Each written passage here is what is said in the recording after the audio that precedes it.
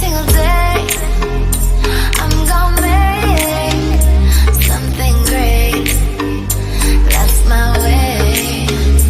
Every single day, I'm gonna make something great. That's my way. Hey guys, thank you so much for joining me. Cerise here. I have a story for you today from Sosua shores that surprised even me.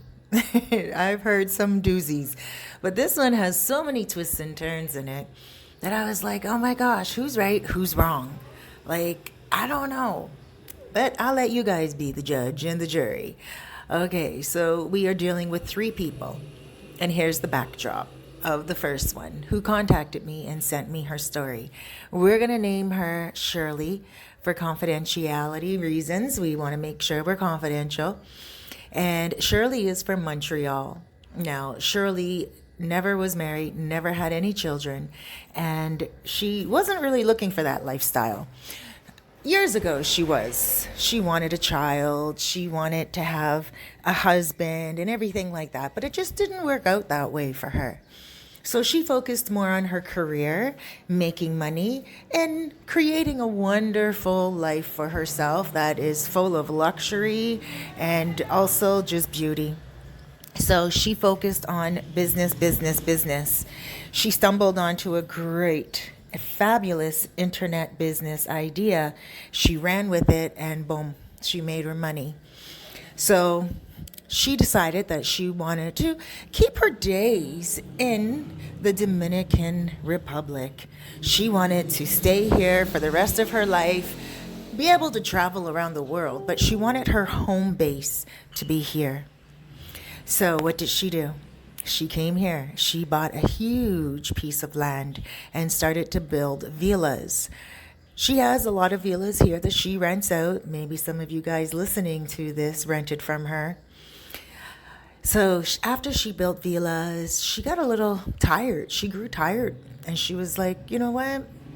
Time to build more, maybe create a business, maybe do other things. So she decided that she was going to buy another piece of land in Sabaneta, north coast of the Dominican Republic, just outside of Cabarete, and by the river. And she was going to build a gorgeous home there and just relax, focus, and start creating her life story in a book.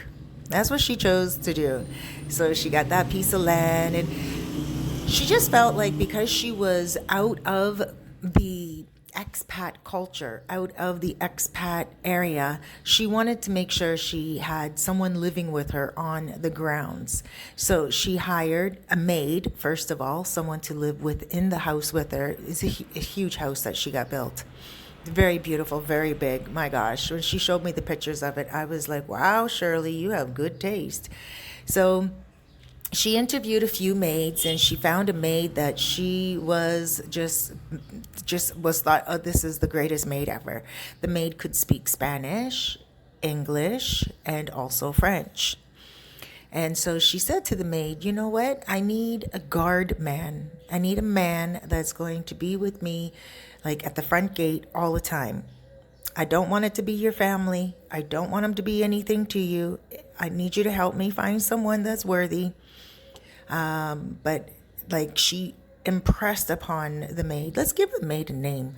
How about we name the maid Opie? I'm looking at my fingernail filer right here, and it's OPI brand. So we'll name her Opie. And then the guard that they got, let's give him a name. Let's name him, oh gosh. Let's name him, I can't even come up with one. How about Carlo? So we'll name him Carlo. And then we have Shirley and we have Opie, okay? So Opie was like, sure, absolutely. Like Opie knew she was going to be getting a new job. Opie knew that this woman was going to set her up nicely. Opie knew that she didn't want to, leave that job, because this woman, Shirley, has a good income. She has a great life. She isn't looking for anyone to take advantage of. You know, she wants to give, share, share, share, give back to the community. So Opie knew she was in good hands. But at the same time, Opie had a secret. We'll get to that. Opie introduced Shirley to Carlo. Carlo liked Shirley immediately. He's like, I could definitely work for someone like you, no problem. Your demands are not so high, and the hours that you need me are totally doable, 100%. So he had to work 6 days a week. And on the seventh day, his day off, he had to have someone take his place, someone that was just as good as him. That was the only thing. But he was working pretty much 24/7. So she had him at the gatehouse. Right beside the gatehouse was kind of like a studio apartment, and that's where he stayed. The maid, Opie, she stayed in the house itself, the villa upstairs in the maid's quarters.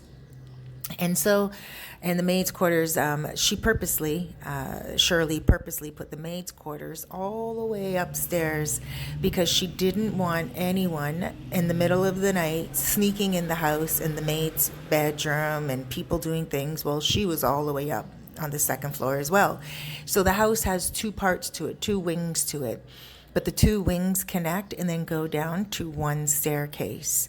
So that's the maid's quarters was on one end of the house, and then Shirley stayed on the other end of the house, the larger side of the home, and that's the way she liked it. And so one day, Shirley decided she was going to go down to the main part of the house where the entrance is to get in and out of the area. You guys are going to hear some noise in the background. I live in a beach town and it is getting busy right now, so there are some noises you will hear. So Shirley decided, one day she wanted to go down by the front door gate, ask the workmen, the security guard, has there been any noises at night, any strange things or anything? And so she went down and she got talking to him.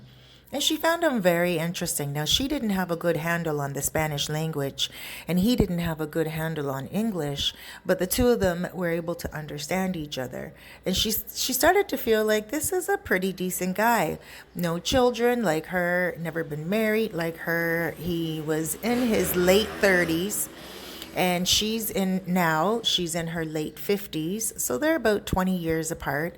But she couldn't help herself from being attracted to him. She felt like there's something special about him. This guy has an old soul. And she started to think about him at night when she would go to sleep. So she would think about him in the morning, and then she started to take food to him. The food that the maid would cook, and she would take it down to him. Generally, the maid would take the food down to the security guard and also the yard men and everything like that. She fed everyone. Shirley made sure everyone fed. They didn't have to take their own lunch to work every day.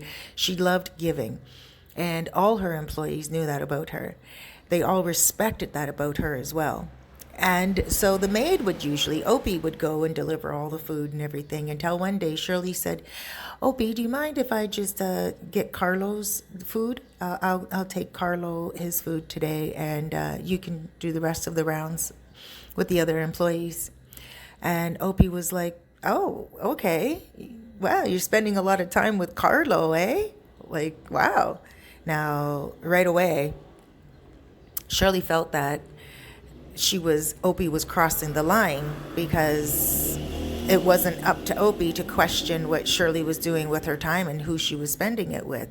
So Shirley did feel a little bit like, whoa, that's none of your business what I'm doing. So Shirley said, do you and Carlo know each other like really well, or is he just someone that you heard from the grapevine that is working for me? Do you have something with him? Right away, she asked like that. Even till now, she says to me, Cerise, I don't even know why I asked that question like that. It just seemed like the girl was jealous, and she seemed like she forgot her professional stance and let everything roll out and had to ask a question because of jealousy. And I was like, really? She said, yeah, her intuition just beamed out of her. And so Opie said to her, no, no, nothing with Carlo. I just noticed that you guys are spending a lot of time together, and that's about it. And so Shirley said, well, is he a nice guy? And well, of course, Opie's like, yeah, of course he's a great guy. I would not have asked him to come here to work for you if he wasn't. Shirley said, okay, all right. So Shirley thought to herself, you know what? This is a nice guy. And she just kind of wanted to get intimate with him. She said to me, Cerise, to be honest with you, all I really wanted to do was knock boots. I didn't even want anything more. I found myself thinking about him constantly, going to bed at night, and I just wanted to go off the grounds and do something different with him. So said, so done. She asked him what day he would like to take her to the river. She said, would you like to come to the river with me one day? And he's like, sure. And she's like, which day would you like to go with me?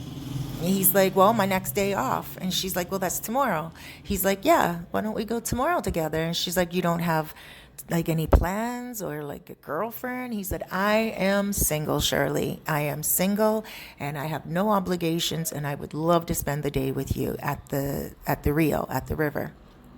And she looked forward to it. So she went into the kitchen. She told the maid, pack up a lunch for the next day because she has a date with the security guard. And the maid was like, a date? And she looked at the maid and she's like, yes. Is there a problem?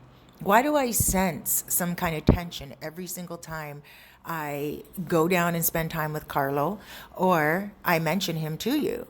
The maid said, there is no tension. I'm just so surprised because you are probably 20 years older than him. I didn't know that you were the type of older woman that goes for younger men. That's all.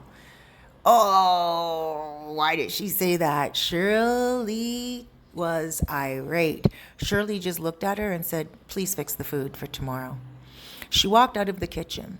She went into her room and she started to think. She actually cried a little bit too because the maid called her old. And then she thought to herself, what? Like, Shirley looks good. Shirley looks good. She went for that whole body tuck. So she has a very younger looking body. She gets Botox all the time. She gets filler all the time. She looks about 25 years younger than what she is. She really has held herself together throughout the years. And to be honest with you, 50 something years old in her 50s is not that old. Come on now. A lot of you guys listening to this are in your 50s and you know you're still a spring chicken. So, yes. She felt a little stumped by that and a little agitated. So she didn't say anything to the maid yet, but she knew at that point the maid was going to have a temporary position with her because that's the last thing she wanted was to feel sad in her own place. She didn't want the maid to pass judgment or anything, like, because let's face it, it's none of the maid's business. So she knew at that point the maid's days were numbered. She just didn't know when she was going to be getting rid of the maid. Now, the maid, of course, didn't even click into the fact of what she said was the clincher for her to never have a job with Shirley again. So they turn around and the next day they go to the river. They enjoyed themselves at the river so much, but he took her to a different river, a more secluded one. And they were in the water, they were swimming. Oh, she loved it. You know what they ended up doing? Making love right there. She couldn't even believe it. She said to me, Cerise, I'm not that woman that would just have sex on a beach. I'm not that woman that even has sex very often. I'm not even a woman that goes and dates. She said she can't even count the amount of dates on, like she can count the amount of dates she had in 5 years on one hand. So she's like, Cerise, I'm not the type of woman that goes with younger men or anything. She's like, but the whole time we made love, it was so beautiful. She wasn't afraid they were going to get caught. She didn't even care. But she said one thought passed through her mind as they were making love. At one moment, for 1 second, it was a fleeting thought, but she put it out of her mind. And that was the maid. The maid saying to her, oh, you're old. Type of thing. Oh, that really played on her brain for a second. But she said she was able to get it out of her mind. But then when she realized that the maid had that much power over her own thoughts at a very special time in her life, she was like, it's time to get rid of the maid ASAP. So she went back to the villa and, she pretty much said to the maid, like, you know, you've been working with me now for a couple of months. You do a very good job here. You cook very well, and I really enjoy it. But I feel that your time here has come to pass, and I'm going to look for someone else. I will be looking for someone within the next couple of weeks. So if you don't mind, I will make sure that, I give you your severance pay. She didn't have to give Opie the severance pay, because generally when someone works for you for 3 months here, you do have to give them some type of severance pay, 3 months and on. So you have to give them a severance pay based upon the time that they worked for you. So she didn't have to give Opie anything. Opie was leaving before the 3 months, but she still wanted to. Like I said, she's generous that way. But she also she is an older woman, and she just doesn't like stupidity. And she didn't want to have her maid speak to her like a mother. No way, Jose. So she said, I'm sorry, like, that woman's got to go. So said, so done. So she spoke to Opie about it. Opie reacted badly. Opie said, why are you trying to replace me? What did I do? And she said, Opie, you didn't do anything. Your work is wonderful. I'm going to make sure I give you a good referral and a good payment for a couple of months so you can sustain yourself. But your work is good. And Opie said, so then why are you, like, you need someone here. This place is huge. You need someone to cook for all your groundskeepers. Like, what? You have to give me a better reason. And Shirley said, no, I don't. It's before the 3 months, and I don't have to. We clearly have an issue, a conflict within myself. I don't like the way you spoke to me the other day, and therefore you have to go, pretty much. And she shouldn't have said it like that. She should have just told her straight up. She should have left it. I think she should have left it at what it was. You don't need to give anyone any excuse for anything. It's before the 3 months. You have a personality clash. Get rid of her and done. Call it a day. Cut and dry. Period. You don't hire someone to work for you in your house that you feel uncomfortable with. Was the maid wrong? I think the maid overstepped her boundaries, but I'm going to get to the reason, and then you're going to understand that Shirley should have just cut and dry, just boom, get out. But she said, I don't like the way you spoke to me and everything. And the maid's like, well, how do you want someone to speak to you? You're an old woman trying to get a young man. What? Shirley said, leave now. Leave now. Just like that. The woman said, I don't have to leave. You have to give me notice. And Shirley said, no, I don't. I will call the police on you immediately. Now, Shirley, being in the country for so many years, had police officer friends. Like, no problem. She could go around the corner, call a police officer in Sabaneta, and a police officer from Sosua would show up for her. No problem. She's very highly respected here.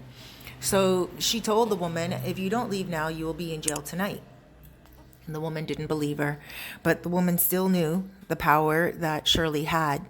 So she didn't believe that Shirley would put her in jail, but she did believe Shirley would call the police, and the girl did not want any problems with a future job, because she knew how much power Shirley has in Sosua alone. Never mind Sabaneta, but in Sosua. And she just didn't want to miss out on working for another gringo, a foreigner.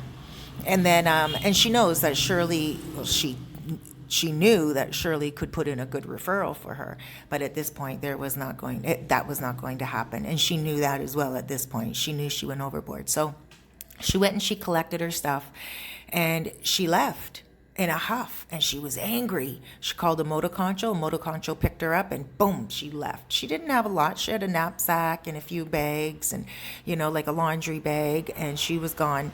And Shirley paid her right there on the spot. Shirley still gave her a good pay for 2 months to take care of herself. And also, Shirley said to her when she was leaving, she said, here's an envelope with money in it. This is for you. I will not be giving you a referral. Just to let you know, don't have anyone contact me on your behalf. And the maid said, okay, whatever. The maid took off. She knew at that point she wasn't going to get anything out of Shirley except her pay. And so the maid took off. Now, the guy at the gatehouse, the one that now is Shirley's boyfriend, Carlo, he saw it all. It happened so quickly, and he was like, what in the world? So he called up to the house and he said, Shirley, are you okay? He wanted to check on Shirley. Shirley said, yes, I'm okay. And he's like, baby, I'm coming up. I'm going to lock the front gate. Everything's cool here. I'm coming up to check on you. And she's like, okay. So he went up to the house and, he asked one of the gardeners to go down and watch the gate for him and everything. And he said to Shirley, you're smart for doing this. The woman is obviously jealous. And, he said to Shirley, I know Opie wants me. But I don't want Opie. And I feel like I love you already. And he was being honest. I know a lot of you right now are thinking Sankey Panky. But no, he was being honest. He's, in his late 30s and he's not a 20-year-old boy. He really appreciated his job, never had children, didn't have a marriage, never dated a foreigner before, ever. So he was really looking for some peace in life, just relaxation. And he knew that Shirley had a good income, that everyone knew, but he also loved Shirley and the way she took care of herself and the way she took care of her home and the way she took care of people.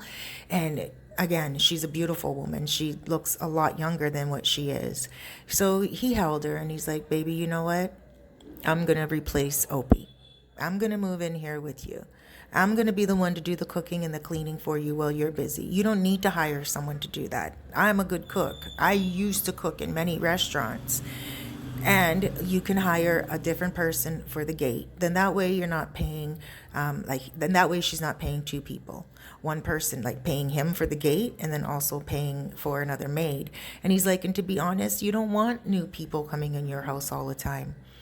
He's like, do you want this? Do you want me here? Do you want me to move in with you? As she looked at him, now he was already working for her for a while, a couple of months, and she thought she knows him, she likes him. He lives right at the front gate already anyway, and he made a good point about that, moving in with her. So she was like, yeah, move in with me. Why not? We're grown-ups. We know what we want. We're not kids. There's nobody stopping us. And so that night, he moved in with her that night. And they enjoyed each other's company so much. And oh boy, that Latin affection lick her. Whew, I'm telling you, she loves it. She loves it. So now, one day, okay, they're on the road and they're on his moto. And they're on the road. They're getting some grocery shopping done. They're in Sosua. And they see Opie. Opie was with her girlfriends. Opie had a few drinks. She was on the corner hanging out with a bunch of girls. Now, whether she was a working girl at that point or not, Shirley doesn't know. Carlo thinks that she was, but that's neither here nor there. Well, Shirley didn't see her at first. Shirley did not see Opie at first at all. So Shirley jumps off the bike. She goes toward the rotisserie restaurant to get a chicken for them for dinner. And as soon as she gets towards the rotisserie restaurant and she gets the chicken, what does Opie do? Opie grabs her in the street and starts beating her. Just like that. Beats her. Now, she's like on the ground. She doesn't even know what hit her. She doesn't know who hit her. And then all of a sudden, Carlo runs across the street. He pulls her by her shirt out of the crowd and her top is ripping off her pretty much. Her breasts are coming out of her top. Like she was so embarrassed, she said. He throws her on the bike and they zoom out of there. At this point, she still doesn't know who beat her or who hit her. Carlo saw everything. He said at first he was just in shock. At first he didn't even know what to say or do. He was like, holy macaroni, like, oh my gosh. And then he had to like dig through people to go grab Shirley. Now, that was it. Nobody else was hitting Shirley, only Opie. Everyone else was just trying to break it up and try to help Shirley, to be honest with you. That's exactly what they were doing, Carlo said. So then they get back, like they get down the street first of all, and they pull over, she cleans up. She's beside herself. She can't believe what just happened. So they called the police and Opie was gone. Clearly Opie was not around and that was it. So now Of all her time here in the Dominican Republic, Shirley never met a woman that did that to her ever before. Nobody ever in her life has ever hit her. She had a headache. She was so embarrassed. She was crying. She couldn't stop crying for a few days. Carlo was beside himself. He couldn't help her either. He knew that she was just, sad. She was embarrassed. She's a businesswoman. She's an older woman. So they decided that they weren't going to really go around Sosua much any longer for a little while, just for a little while, because they just wanted to get past the gossip and not have to be on the street and everything. So about a month passed. After a month passed, they decide that they're going to go and visit Punta Cana. They're just going to go, just get out, get away. So they took a whole tour around the island, a whole entire tour around the island. They had such a good time.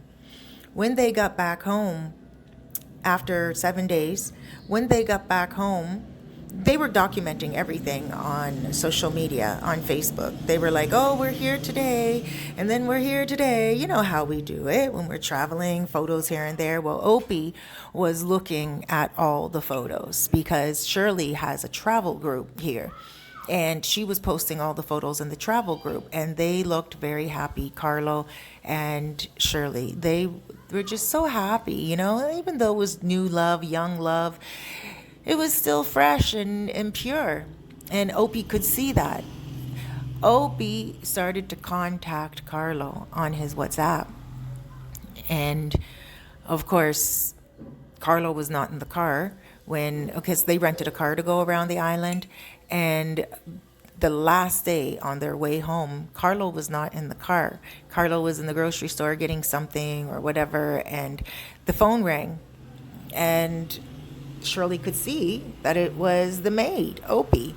So Shirley answered the phone, and she's like, hello? She thought maybe Opie was looking for her. She just, she goes, hello? And she also wanted to confront her. And Opie said, I just want to tell you that you are a joke. You are a joke. And she's like, what are you talking about? She's like, do you realize Carlo and I have been playing you the whole time? Carlo's my boyfriend.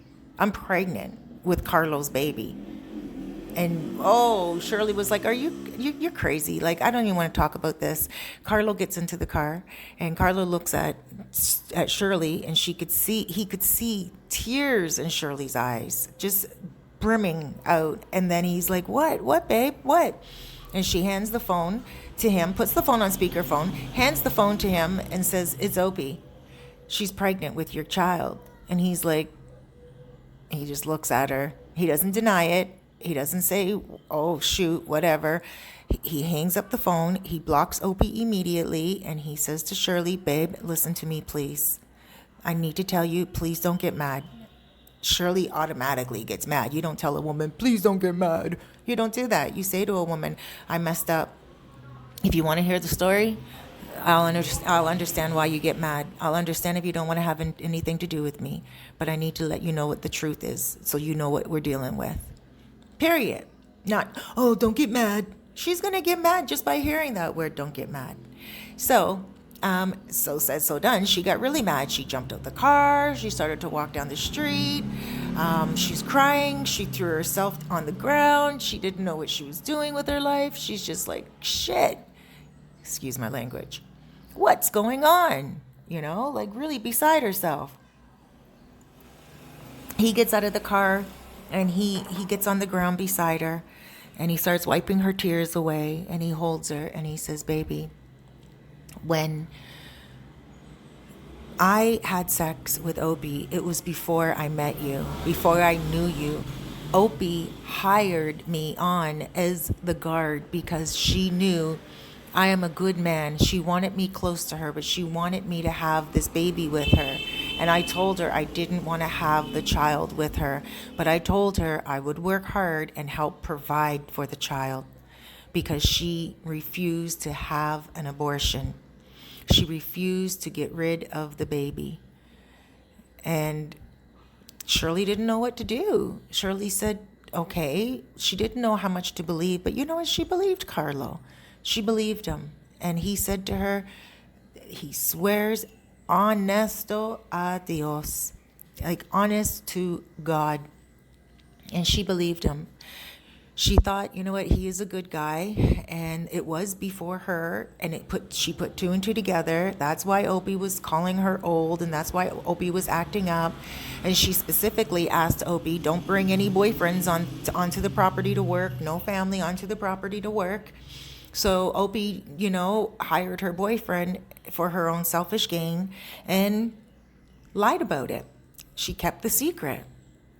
Well, Carlo said to Shirley that, whatever she wants to do, he'll do it, whatever. Like if she wants him to move out, he'll move out. And Shirley was like, no, I love you already, and we can work through this. And that's so they did. So now, fast forward to quarantine. First day of quarantine. Wait. Rewind, selecta. Go back to when they were finishing their trip. They get back, okay, so she does her crying and he wipes her tears. She gets back in the car and they hold hands as they're going back home. They get back home. Who's at the front of her gate? Opie.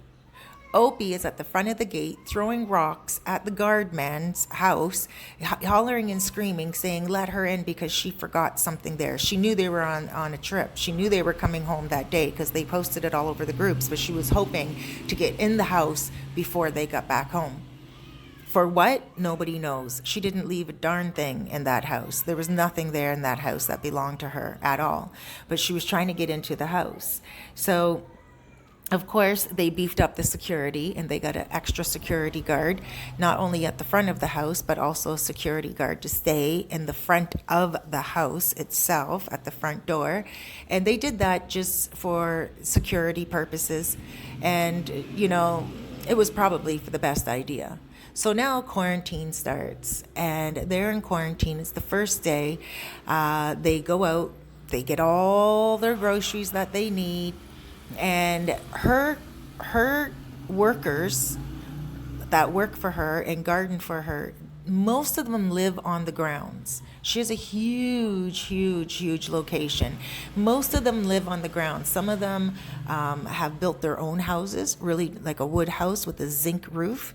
And like, for instance, the gardeners, a lot of them are single men. A lot of them are a little bit older. Their children have grown. Their children have left the country, their wives have died, stuff like that. That's the type of people that Shirley hires. People who are just good workers, appreciate a good meal, and don't mind putting some money away for a rainy day. So, they stayed employed during quarantina. Like, they're still employed right now.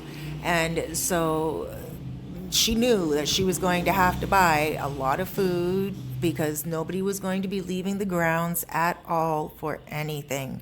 The ones that needed to leave and didn't live on the grounds prior were not going to be employed during the quarantina, and that was that. She was like, nobody is leaving at all, and nobody needs to come in the compound either if she has everything that she needs in the compound. So she went and they also went and bought a brand new freezer, stocked up the brand new freezer and everything. But she stocked up the brand new freezer even before she found out it was quarantine. You see, she heard about what was going on around the world, and she heard about the news about the States and Canada and things changing there, and she knew something was going to happen here. And then when she heard that we may go on lockdown here, she was already prepared. So she had all the water she needed, all the toilet paper she needed. She had everything that she needed, and she knew there was no reason for that gate to be even opened until quarantine is done. So that was it. They're in lockdown. So she's in the pool one day. Her and Carlo are having a barbecue. They invite the employees that are there on the compound for dinner. Everyone's relaxing and chilling. And nobody was watching the front gate because it was just dinner time, an hour. And Shirley was like, come. Somebody on the grounds notified Opie. She doesn't know who notified Opie at all. Shirley doesn't know who told Opie that the gate was not monitored. She is sure someone told Opie the gate was not monitored, because it was just such like stellar timing, impeccable timing. So all of a sudden they start hearing like some screaming on the lawn. Screaming, screaming, screaming. Someone saying, "Ah, you mother effers," like, but in Espanol, you know, Diablo, all those words. And I don't really want to say them. I know them, but I just don't want to say them because they are like swearing out loud. And just in case there's some kids listening, I don't want children learning new bad words. I know some of you moms and dads are listening to this story while your kids are in the background. It's quarantine time. So yeah, I want to be careful with my words. So yeah, she's going around, she's running around the house, and she gets to the back of the house. And when she got to the back of the house, she decided that she was just going to look for everyone and go into the pool area. And when she went into the pool area, she actually saw the whole entire staff, not the whole entire staff, but the staff that was there laughing, enjoying themselves, and, life. And she felt like she was let go of due to stupid reasons. Like she was angry. She was very angry. So what did she do? She grabbed one of the bottles off the table that was there, smashed the end of it, and ran towards Carlo. And she said she's going to take Carlo's life and blah, blah, blah. So, of course, Carlo jumps into the pool, like, to get away from her. And she couldn't swim. He didn't know she couldn't swim. So lucky he did that anyway. But she couldn't swim. She started to run around the pool. She said, I'm going to get you. I'm going to get you. And when he realized that she couldn't get into the water and she was scared, he stayed in the water. And he told Shirley, jump in the water with him. So Shirley jumped in the water with him because the next person she was going to go for was Shirley. So now one of the guys that are working, really, really old man, he walked up to her and told her, leave, like, stop it. Don't do this. Just leave. What are you doing? Like, you're going to go to jail. And she sliced at him. She didn't cut him because she did like him too, right? But she just let him know, like, go away. And she was like just crazy, beside herself. Shirley said she looked like she was possessed. She didn't look like the same Opie. She looked evil, everything. And she said she was actually really, really scared. And until Opie couldn't get into the pool, Opie felt so stupid, she poked herself in the belly and kept on poking herself in the belly with the broken bottle. Just poking and poking and poking and poking. And they were like, ah, and blood was just coming out and running down her dress, like down her skirt and everything. At first they didn't notice it was blood because they said she had a floral print on, but she was just filled with blood. It started to drip down her legs. It was down by her feet, everything. And they were just so shocked. So those two stayed in the pool. Shirley says it was a blood bath. She didn't know what to do. So when the girl dropped to the ground, Shirley jumped out of the pool and Carlo jumped out of the pool. Carlo grabbed the bottle, made sure it was away from the woman, from Opie, and Shirley got into the grass with Opie and put Opie's head on her leg. Now, of course, they called 911 immediately before she even hurt herself. One of the employees called the police, but the police and the ambulance was not there yet, so they had to put her in a truck, in the work truck, the gardener truck, and took her to the hospital that way. And she got taken care of. She didn't die, so the pregnancy was terminated. The baby passed on, and Susie decided not to charge Opie with anything. She decided that she would just let Opie live the rest of her life, however, because remember when Opie beat her in the street, she forgave Opie for that. And then also, Opie has to deal with whatever consequences that she has to go through. Shirley is paying for all of the medical expenses like the hospital, and also she's paying for all the medication. She doesn't feel like she has to, she doesn't feel like it is essential, but she wants to because it's just a part of who she is and how she does things. All right, guys, thank you so much for joining me. If you have a story that you want to share with me, you can send it to cerisefairfax@gmail.com, or my preferred format of communication is WhatsApp. My telephone number is 829-702-7726, and you can leave me a voice note with your story. Okay, guys, thank you so much for joining. Have a blessed day.